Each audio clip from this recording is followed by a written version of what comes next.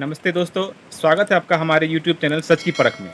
आज हम बांका जिले के अंतर्गत समूहगंज प्रखंड के अंतर्गत नगेल गांव के पास एक तीर्थ स्थल कहें या तीर्थ स्थल घोषित फिलहाल नहीं हुआ है सरकार की नज़र में, लेकिन गौरीपुर एक पहाड़ है। उस पहाड़ की विशेषता के बारे में आज जानेंगे और समझेंगे कि उस पहाड़ में ऐसी क्या विशेषता है जो कि यहाँ के लोगों के द्वारा ये बताया गया है कि ये पहाड़ एक ऐसा अद्भुत पहाड़ है जो कि कहीं ना कहीं इसमें कुछ न कुछ राज है। और आइए हम इस पहाड़ की विशेषता के बारे में कुछ दिखाते हैं। सबसे पहले मैं इस पहाड़ के बारे में ऐसा दिखा रहा हूँ कि जब आप पहाड़ के किसी ऐसे जगह पे इसको ठोकना चाहेंगे तो वहाँ की जो आवाज़ की जो ध्वनि निकलेंगी वो कुछ अलग निकलेंगी, और इसके बगल में जस्ट अगर उसको ऐसे पुश करके देखना चाहेंगे तो वहाँ की ध्वनि कुछ अलग निकलेंगी। तो आइए हम देखते हैं कैसे इस पहाड़ की ध्वनि निकलती है। तो देखा आपने यहाँ पे जिस तरीके से हमने इसको ठोका, और यहाँ पे ठोकने के बाद जब इसकी आवाज़ निकली तो कहीं ना कहीं इसमें एक अलग चीज़ होने का कुछ न कुछ सुनाई पड़ रहा है। और जैसे ही यहाँ से 1 फीट के बगल में जैसे ठोकेंगे तो यहाँ का जो आवाज़ है कुछ अलग है।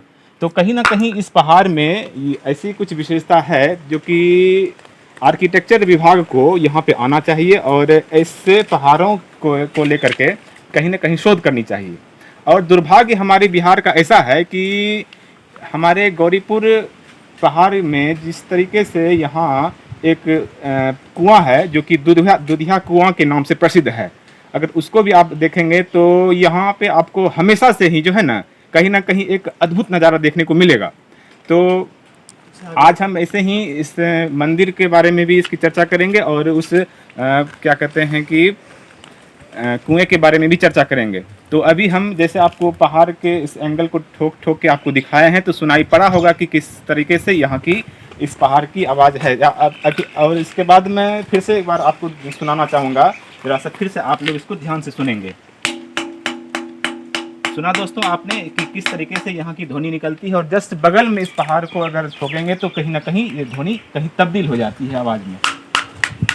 और एक बात और मैं इस पहाड़ के बारे में बताना चाहूँगा कि यहाँ पे एक ऐसे अक्षरों से लिखा हुआ कुछ है जो कि देखने से लग रहा है कि कहीं ना कहीं ये कुछ न कुछ लिखा हुआ है, लेकिन ऐसा कुछ लिखा हुआ है कि यहाँ किसी ने इस लिखे हुए पांडुलिपि को अभी तक नहीं पढ़ पाया है। तो मैं चाहूँगा कि कहीं ना कहीं आर्किटेक्चर विभाग को बिहार सरकार के द्वारा इसमें ज़रूर हस्तक्षेप करना चाहिए और दिखाना चाहिए कि किस तरीके से इस पांडुलिपि को पढ़ा जाए और इसकी जो अंदर की जो बात है यानी कि ऐतिहासिक बात है उसको दिखाया जाए। तो मैं निवेदन करना चाहूँगा कि किस तरीके से, और यहाँ के दृश्य को भी आप देख सकते हैं कि इस पहाड़ की भव्यता जो कि देख करके अगर आप इसको देखेंगे तो कहीं ना कहीं इसमें ऐसी भव्यता नज़र आएंगी कि आप भी इसको देख करके अचंभित में पड़ जाएंगे। तो अभी मैं कुछ इनके पहाड़ के बगल में जो आप देख पा रहे हैं कि कितनी ऊंची ऊंची पहाड़ें हैं, और इस पहाड़ के बगल में ही एक ऐसा कुआं है जिसका जो पानी जो है कहीं ना कहीं दूध के जैसा एकदम उजला दिखाई पड़ता है। और यहाँ पे जो मंदिर अवस्थित है कहीं ना कहीं एक दर्शनीय स्थल यानी कि बिहार सरकार के नज़र में एक दर्शनीय स्थल के रूप में इसको घोषित कर दिया जाना चाहिए। तो चलते हैं इस पहाड़ के आगे, मैं और भी कुछ दिखाना चाहूँगा जो कि आप इसको देखेंगे। चलिए मैं उस पहाड़ के बाद अब उस कुएं के पास मैं पहुंच गया हूं जिस कुएं का मैंने बात किया था। ये दुधिया कुआं है जिस कुएं का पानी देख करके आप लोग भी अचंभित हो जाएंगे। और इस कुएं की पानी में ऐसी खासियत है, मैं अपने कैमरामैन से कहना चाहूँगा कि आप ज़रा से उस कुएं की पानी को ज़रा से दिखाएँ। तो ये देखिए इस कुएं का पानी किस तरीके से दूध की तरह उजला है, और कहीं ना कहीं ये ऐसी अद्भुत दृश्य आपको देखने को मिल रहा है। और इस कुएं का पानी ऐसा पानी है जो कि कहा जाता है कि इस पानी को पीने से जो है ना जिस तरह की पेट की समस्या हैं वो भी दूर हो जाती हैं।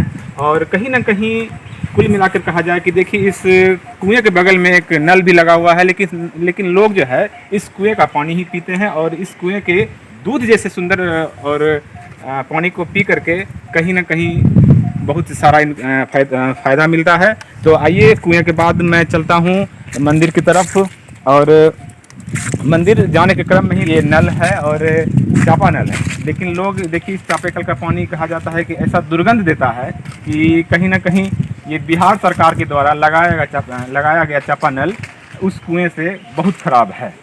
तो उस कुएं की भव्यता को देखते हुए मैं आगे बढ़ रहा हूं और इस मंदिर को दिखाने का मैं प्रयास कर रहा हूं। ये शिव मंदिर है, जहाँ की हर एक साल जो होता है कि शिवरात्रि की पूजा तो बड़े धूमधाम से मनाई ही जाती है, लेकिन प्रत्येक सोमवार को यहाँ उसी तरीके की भीड़ लगती है। हज़ारों की संख्या में यहाँ श्रद्धालु आते हैं और यहाँ की पूजा अर्चना करके अपने आराध्य को पूजते हैं। तो देख लीजिए इस मंदिर की भव्यता, और इस मंदिर के पीछे जो पहाड़ जो आप देख रहे हैं, इस पहाड़ को देख करके आपका मन कहीं ना कहीं ये प्रफुल्लित हो जाएगा। और इस पहाड़ पर घूमने के ख्याल से कभी भी आप लोग आ सकते हैं, क्योंकि ये भैरव मंदिर भी लिखा हुआ है, देख सकते हैं आप। और ओम नमः शिवाय यानी कि भगवान शिव का मंदिर और पार्वती जी की मंदिर भी यहाँ पे बगल में है। यहाँ पे कहा जाए तो कहीं ना कहीं जो है इस मंदिर की भव्यता यहाँ के पहाड़ों को लेकर के और कुओं को लेकर के बहुत ज़्यादा बढ़ गई है। और इस मंदिर में जो है यहाँ पे जो है क्या कहते हैं कि शादियाँ भी होती हैं।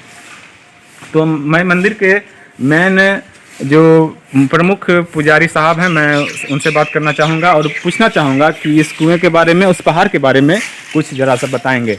देखिए मंदिर की साफ़ सफाई हो रही है और मैं मुख्य पुजारी से मैं बात करना चाहूँगा।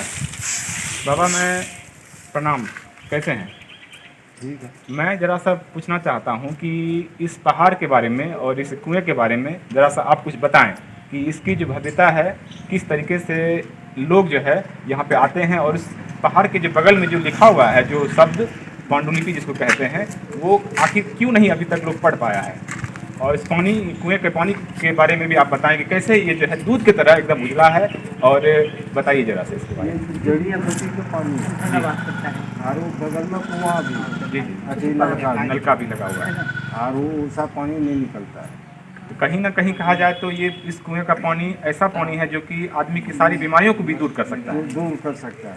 और उस पहाड़ के बारे में क्या है बाबा, जो कि एक जगह पे कहीं पे ठोकने के बाद कहीं कुछ ऐसा आवाज निकलता है, दर्द है उसमें, कुछ न कुछ दर्द होने की संभावना बाबा के द्वारा बताई जा रही है।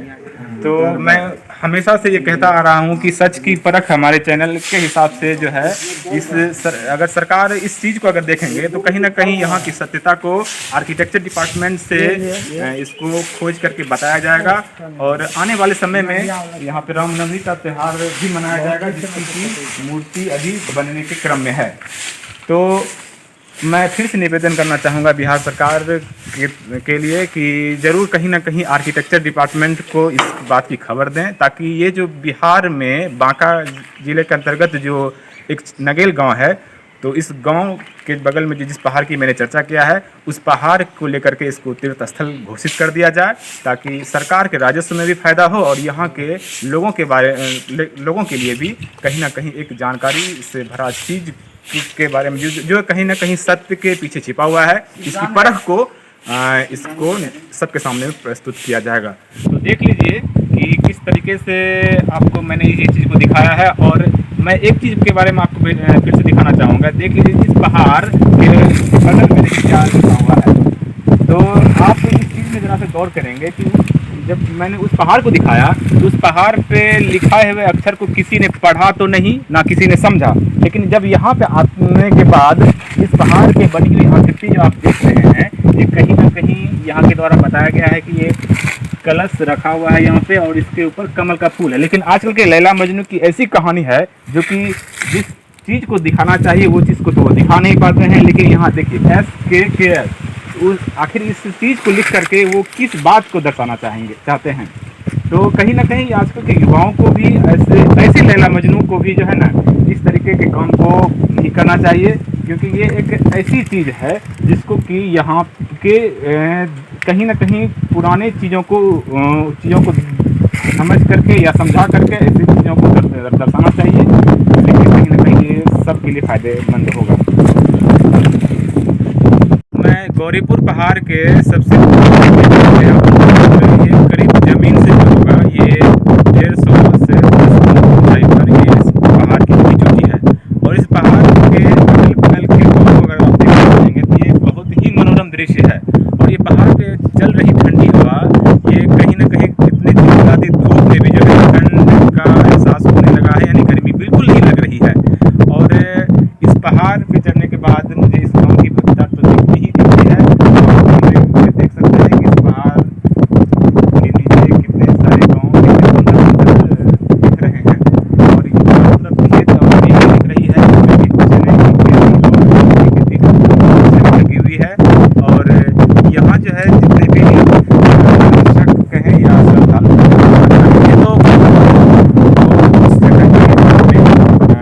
रोचक जानकारी मिलेंगी।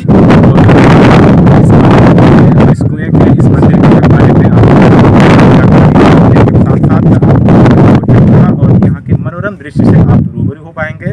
तो बने रहिएगा हमारे यूट्यूब चैनल सच भारत में। और चलते चलते मैं एक बार फिर से इस यहाँ के चारों तरफ के दृश्य को दिखा रहा हूँ कि आप लोग भी कभी इस जगह को घूमने के लिए आएँ तो सीधे आप क्या कहते हैं कि बांका जिले में ये बेलहर या शंभूगंज प्रखंड के अंतर्गत ये गांव, छोटा सा गांव नगेल है। लेकिन ये गांव छोटे से गांव होने के बावजूद भी यहाँ गौरीकुंड अपने आप में भव्य है।